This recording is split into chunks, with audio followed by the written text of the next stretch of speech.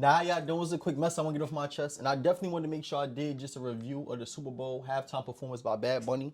And the reason why I felt it was imperative that I even did this analysis, because I believe that I too was a part of like the ignorant committee. And what I mean by that is the people that when they first watched the Super Bowl, or even that maintain the opinion that the Super Bowl performance was trash. And I think it was ignorant, and I believe most people's perspective on that was because we didn't necessarily understand what he was saying, right? And while I agree, right, I ain't gonna say it's ignorant. I'm only saying it's ignorant to the extent that we allowed ourselves to not understand what he was saying and then do the due diligence or the research to get an understanding of what it is that he was talking about. And I believe we're living during a time period where we can't even fall under illusion of this idea that the revolution will only be in English. Like that wouldn't necessarily make sense. And then I think it's a contradiction that we applaud ourselves on being a melting pot as a country, but yet we don't want to acknowledge and allow the voices of all the people that's melting in the pot to be heard. That's ignorant to me, right? So when I even watched the performance and what I had to do, right, because again I didn't understand it live too, because I'm not a native Spanish speaking person. I don't understand Spanish, right? To the extent that I can understand exactly what he was talking about. But what I did do was do the research. So I broke it down, and I did analysis, and I wanted to break down about three parts of the performance that I felt was essential and imperative that we all took a glimpse at. And then I wanted to translate it to English, because what I did was I watched the video first in Spanish. I watched it live during the time that was happening. But then I watched it again on YouTube, and I translated it in Spanish so I get an understanding of what it is that he was saying, right? And what I noticed that at the beginning of the song is a particular part where they're dancing at a wedding. And he says, in Spanish, he says, like, dance without fear, love without fear. And I felt that was important during a time period where we were seeing ICE take out immigrants and deporting people that are, migrating to this country. And he made that statement. I thought it was important because he also said it again when he won the Grammys. When he said something along the lines of during a time period where there's a lot of hate, that one of the strongest things we could do is love. But then we seen them stand on business. I think a lot of people, and I held a class where I asked students, I said, do y'all feel artists have the responsibility to speak upon our social conditions? And one of the students said something that was important. He was like, be honest to you, I don't think them speaking alone is enough if their actions don't match with what they talking to, because some people may be just doing it for the click.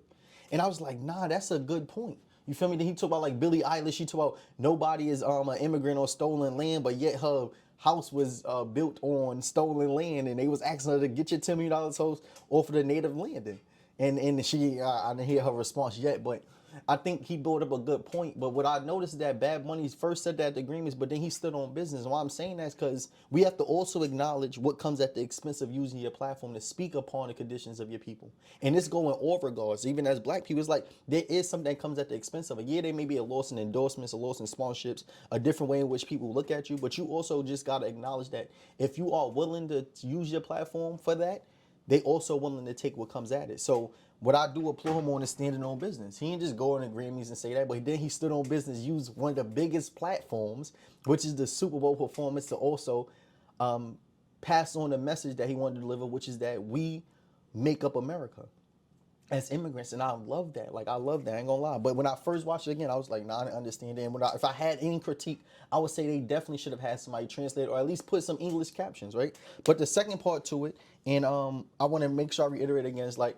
it's ignorant to think that the revolution will only be said or translated in English. And why I'm saying that is because when I'm starting to notice that we live in during a time period where different cultures, ethnicities of people who are all victims of the same system of colonialization and imperialism is starting to recognize that the thing that we share in common, while our cultures and races and ethnicities may be different, is that our experiences are being exploited as a caste of people.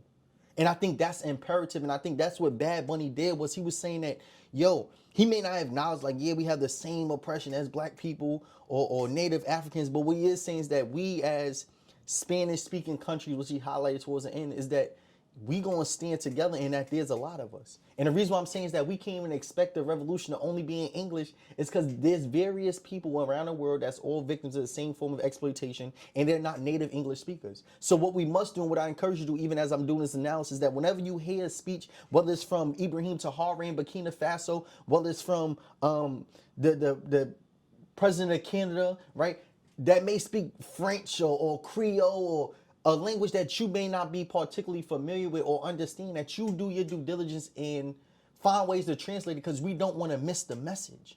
And I think one thing I'm starting to understand is that my generation don't like to do the research. And not just my generation, a lot of people don't like to do the due diligence to find ways to understand. I think the ignorant part, again, is that when you don't understand something, you allow yourself to remain in that position of not understanding. No, find out, because that message may be something you need to hear, even though it was delivered in a language that you didn't understand. Don't mean that you don't have the ability and the access, which we now have to technology, to get a message that we don't know to now become something that we understand. And it was a time period, I always think about like the time period of slavery, like one of the things that they did was bring different black people from different tribes and nations that spoke different languages. And at that time, and it makes me even ask the question of today, is language the biggest barrier? Right? So like we can't allow language to be the biggest barrier if we have technology that allow us to bridge that gap of understanding. Right? So, and I'm saying that because it also reminds me of this video I watched by Morris Bishop, and he says something along the lines of, he was talking about a secret report that he had read, and he delivered the message. He said that in a secret report, it stated that the revolution in Grenada, and just to give context, Morris Bishop was the prime minister of Grenada. He was the leader of the New Jew movement, right? And this happened like the 1980s, 1970s, right? And what happened was he stated that in a secret report, said that the revolution in Grenada may be more dangerous or worse, quoting the report, than that in what's happening in Cuba and Nicaragua, because the people in Grenada are black and they speak English, allowing them to have a direct communication to 30 million black African Americans at that time in America. And I didn't understand at the time, but what he was saying was language was one of the biggest barriers. But the thing that differentiates our revolution, that when we speak, we can directly communicate to the black people in America, and we look like them. So what I want us to know is that the power of language is also important, but we can't allow us to hear a message that we don't understand and not do due diligence to put ourselves in a position to understand it. And I'm going to play the video of Morris Bishop now.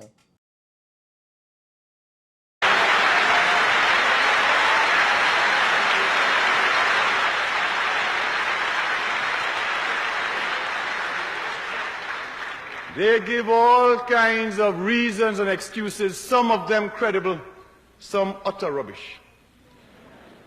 There's an interesting one that we saw very recently in a secret report of the State Department. I want to tell you about that one, so you can reflect on that one.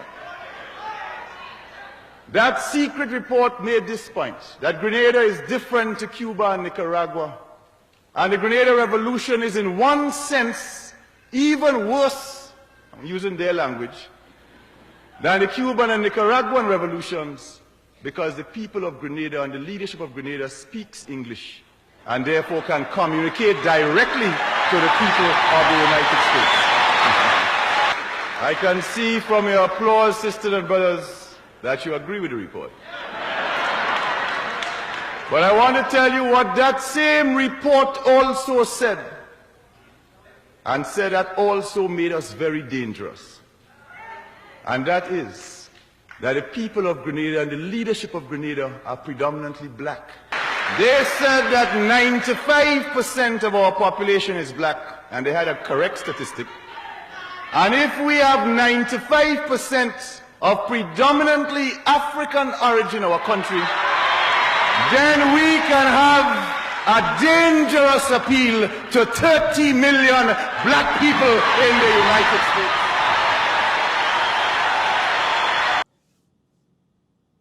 And yeah, I just think it's important. I wanted y'all to watch that so y'all could feel how I feel, because that video in itself gave me chills. Like when he said that we got to speak English and we got to have a direct communication to 30 million African Americans in America. At the moment when I first heard it, I even shared on my Instagram, but it didn't make sense to me at the time. But when I think about it now, what he was saying was that for us, language ain't that barrier. And one of the things that we as Americans or America fears is the international revolution. And it's something that we have to understand, y'all. And I think, again, and I always say, I'm going to stop saying I think, what I know is that our American-centric historical teachings have falsely misled us to not be able to understand the global context of how we exist. Some people didn't even know Puerto Rico was part of the United States. They've been a part of the United States for 127 years. So how come we gonna call even some of these people that we saying are immigrants as immigrants when they actually are native citizens? And they may not even be native citizens, they were colonialized citizens, if that's even a term, but I'm gonna use it for today. So I even want y'all to watch that speech that I just played by Morris Bishop and gain an understanding of the power of language. But now the second part of the video I thought was very important of the performance in itself, correct myself, was when Ricky Martin performed a song that when translated to English, it means, or is entitled, What Happened to Hawaii? And it's a song that was written by Bad Bunny, but he sung it at the Super Bowl. And I figured it was so important because I'm a translator, what he said inside it, and I'm going to put this on the screen. He said, they want to take away my river and also the beach. They want my neighborhood and they want my grandmother to leave. No, don't let go of the flag or forget the like, because I don't want them to do to you what happened to the water. I ain't gonna lie to y'all. When I sat there and I seen that translation of that song, that was very powerful.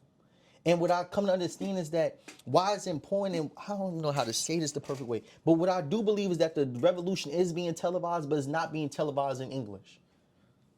From when I watched the Canadian Prime Minister deliver his message at Davos Economic Forum to now when I'm seeing this conversation and this performance by Bad Bunny and various artists, it's making me think that the revolution is happening, just not happening in English.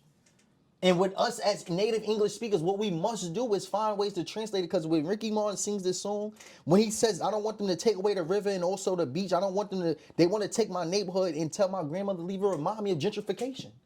And then it made me question, and it's not just made me question, because I also traveled to South Africa, y'all. And what I noticed is that the system of oppression, while it may not look the same in the context of every environment, it has a similar blueprint. And the best way I can say is Terrence Howard, he said something in an interview with Joe Rogan. He said, if you know one thing about one system, you know one thing about all systems.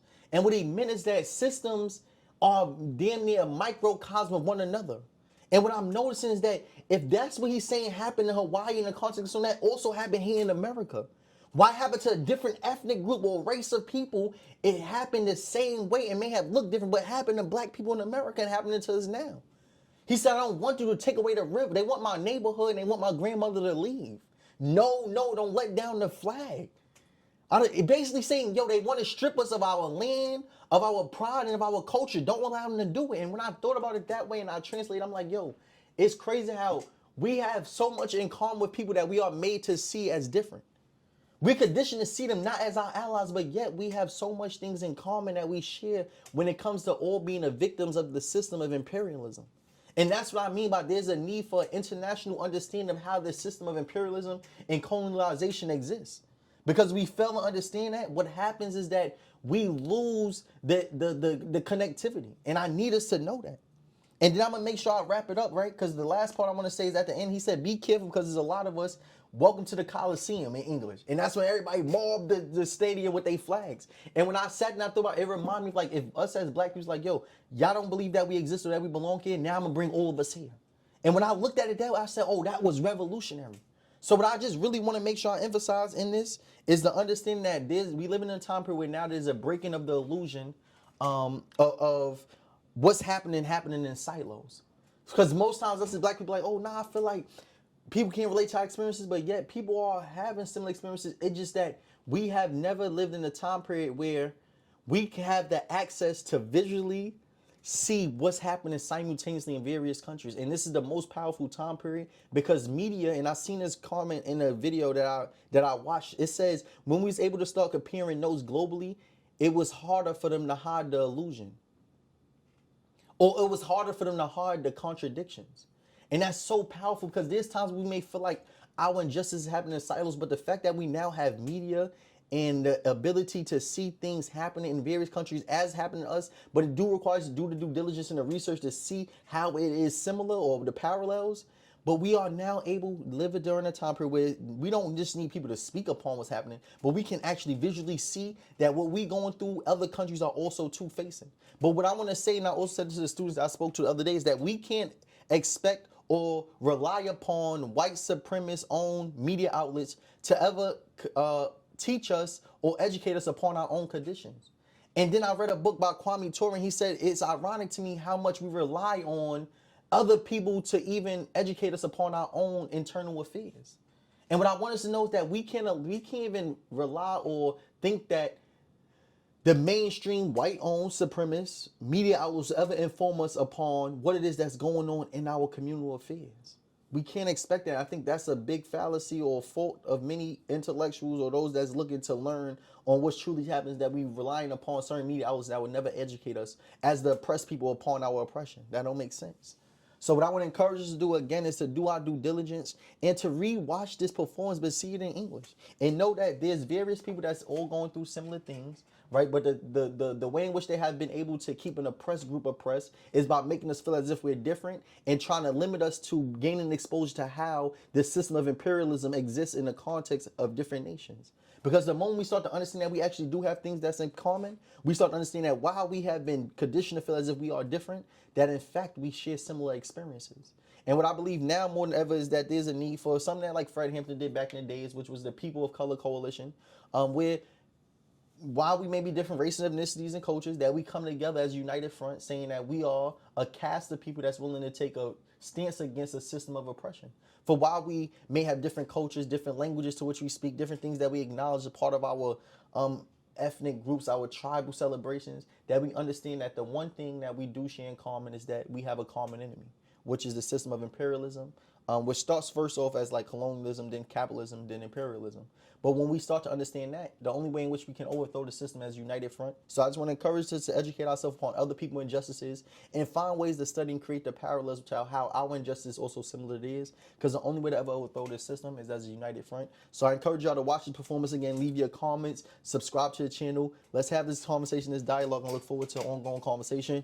This is my brand Voice, where I encourage us to use our platform to speak upon the conditions to which we are going through. For if we don't see people doing it, that gives us more of a reason to do it, right? So the question is not why, it's why not me? Not why me, but why not me? So use your platform, start speaking on the things that you wish you saw in media, because now we have the ability to build our own platforms, to use cameras, to control our narrative, but also to tell our stories. So if y'all want to purchase some shirts, know that y'all can subscribe. The link gonna be below. I look forward to building a village, join my school community, comment, like, share, and let's continue to build.